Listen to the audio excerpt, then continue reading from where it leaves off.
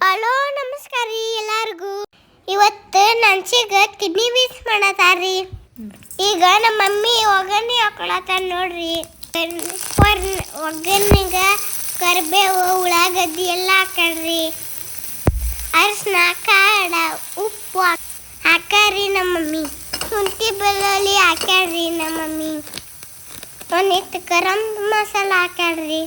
Tomato ರುಬ್ಬಿಟ್ಕೊಂಡ್ರಿ paste ಹಾಕ್ಯಾಳ್ರಿ.